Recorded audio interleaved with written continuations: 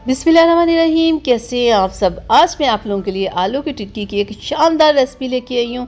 इसकी सबसे ख़ास बात यह है कि ये कम मसालों में और कम ऑयल में बनती है और खाने में इतनी लाजवाब होती है कि आप इसे बार बार बनाएंगे।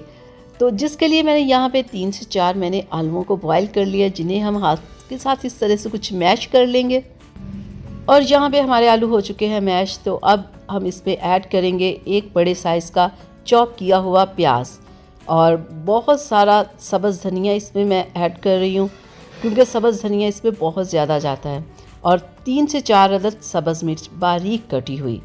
और अब हम इसमें पाउडर मसालों में सिर्फ हमने इसमें नमक ऐड करना है और कोई मसाला इसमें नहीं जाएगा। तो अब इसे हम अच्छे से कर लेते हैं मिक्स। तो देखें यहाँ पे हो चुका है तैयार। तो अब हमने बनानी है इसकी टिक्कियाँ। और टिक्की का साइज़ थोड़ा सा इसमें बड़ा और थोड़ा सा टिक्की को मोटा रखते हैं, तो ये ज़्यादा फिर खूबसूरत लगता है। ये देखें कुछ इस तरह से।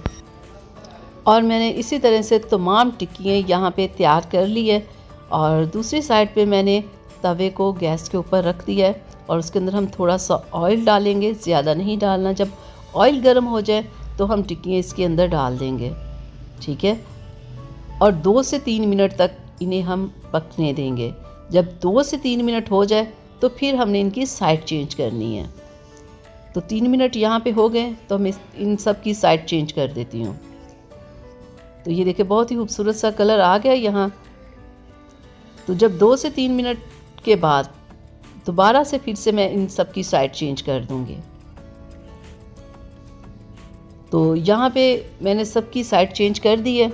तो अब 2 से 3 मिनट के बाद जो बन गई हैं टिक्कियाँ, उन्हें हम निकाल लेंगे। ये देखिए ज़रा, बहुत ही खूबसूरत सा कलर आ गया है। अब इसी तरह से तमाम टिक्कियों को जो बनती जा रही है हम उन्हें निकाल लेते हैं। और मैं आपको दिखाती हूँ कि बनने के बाद ये देखिए कितनी ज़बरदस्त ये लग रही हैं। तो तमाम टिक्कियों को निकाल लेती हूँ और मैं आपको दिखाती हूँ इनकी फ़ाइनल लुक के बनने के बाद ये कैसी हैं। तो ये देखिए जी, माशाल्लाह से अल्हम्दुलिल्लाह से यहाँ पे मैंने तमाम टिक्कियों को बना लिया है।